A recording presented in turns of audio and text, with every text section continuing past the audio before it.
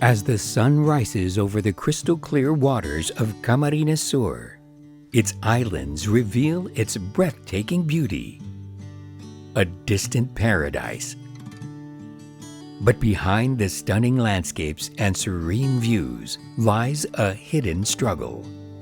The communities in the islands of Lahoy, Haponan, and Kinalasag faced a daunting challenge: the lack of reliable electricity that shadowed their progress for years. Like many remote areas in the Philippines, these islands had less than 24 hours of electricity.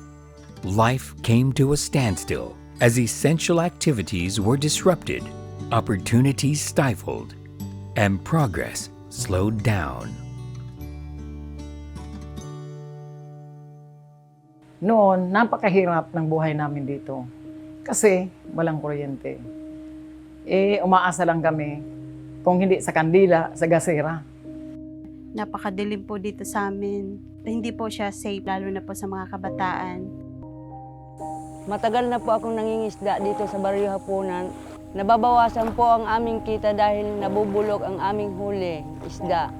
Dito po sa isla, kung magnenegosyo po tayo, masyado pong mahirap, lalo na kung ang negosyo natin yung katulad ng mga frozen foods or products. Kapag wala pong kuryente, paano na po yung mga paninda namin? Education, a vital pillar for the future, suffered the most. 4 o'clock to 10 o'clock pa lang yung kuryente niya. Then wala rin siyang signal. So kailangan kong umakyat ng bukid para makakuha ng signal. Malaki po ang epekto noon sa mga bata. Mainit po dahil walang kuryente sa classroom. Gumagamit po ako ng kandila para may magawa akong proyekto o assignment na ipinapagawa ng aking guro. Their lives changed dramatically with the arrival of FP Island Energy Corporation. They brought with them the hope and the promise of a better future. FP Island Energy Corporation is a subsidiary of First Philippine Holdings under Lopez Group of Companies, which mainly focuses on construction of microgrid projects specific for underserved communities and islands that don't have 24/7 electricity. So we are using a hybrid system with technologies using solar PV, a battery energy storage system, and a backup generator during weather disturbances and rainy season. We are serving 3 islands, and there are 13 barangays within these islands.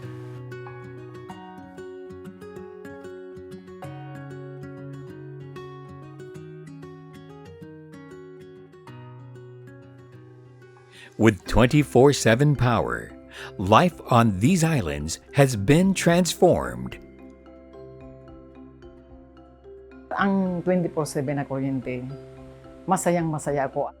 Yung ilaw namin, street light na binigay sa amin na 24/7. Continuous po.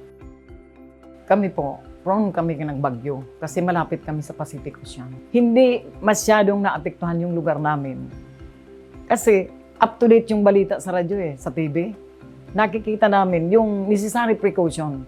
Bilang magulang po, hindi na po mahirap sa akin yung magpaplansya ng damit ng mga anak, magluluto. Dahil po may ilaw na, paggising namin, bubukas na lang po kami ng ilaw.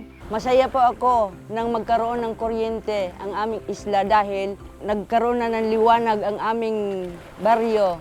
At higit sa lahat, napapakinabangan na namin ang aming huling isda at naibibinta namin ng maayos dahil sa supply ng kuryente. Yung mga isda na lalagay nila sa freezer, tapos ititinda nila kinabukasan. Kaya biglang umasinso yung hanap buhay nila. Nung nagkaroon na po ng 24 hours na kuryente, dito po sa amin nagbabayad ng mga bills sa kuryente. Ngayon po, okay na kasi 24 hours na po ang kuryente. Hindi na po mahirap sa amin bilang negosyante. Sa mga guro po, nakagaan sa kanila yung pagkakaroon ng 24 hours na kuryente kasi nakakaplano sila ng kanilang ituturo sa mga bata. Sa So, ngayong 24 hours na ang kuryente at may signal, mas madali na po sa part namin makapagsumite on time. Hindi na namin kailangan umakyat sa bukid para makakuha ng signal. Malaki po ang improvement sa pagkatuto ng mga bata. Kasi po sa ngayon, ang mga bata ay aktibo sa kanilang pag-aaral. Mas napapabilis na po ang pag-research at paggawa ng mga takdang aralin at hindi na kami nahihirapan sa pag-aaral. Maraming salamat po sa kanila dahil kung wala sila ay wala din kaming maayos na supply ng kuryente. In 2023, a powerful typhoon tested the resilience of FP Island's microgrid system. While the entire province of Camarines Sur lost its power supply, FP Island's rapid response restored electricity swiftly, proving that this system is more than just a source of power. It's a lifeline during crises. Nung mangyari po ang typhoon Paeng, napakalakas po ng hangin, ulan, alon ng dagat. Ang buong akala po namin mamamatay ang kuryente. That time po, hindi po namatay ang supply ng kuryente dahil po siguro sa magandang pagkakagawa ng transmission line at the same time yung pagkakalatag ng mga solar panels po dyan sa FP Island. Severe Tropical Storm Christine in October 2024 once again put our energy system's resilience to the test. Yet Haponan operations were uninterrupted throughout. Power was quickly restored in Kinalasag within 12 hours and in La Joy within 60 hours. This reinforces our commitment to reliable energy, empowering communities to stay resilient and connected no matter the challenges ahead.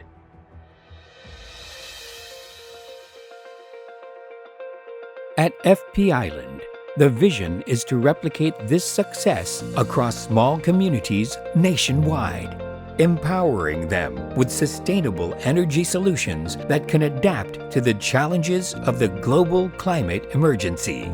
With a total installed capacity of 1 megawatt, FP Island serves around 2,500 customers, demonstrating that even the most remote communities can benefit from reliable and sustainable electricity.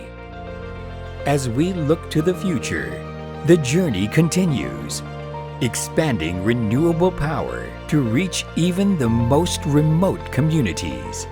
Together with FP Island, we can forge a brighter, regenerative path forward. One island, one community, one future at a time.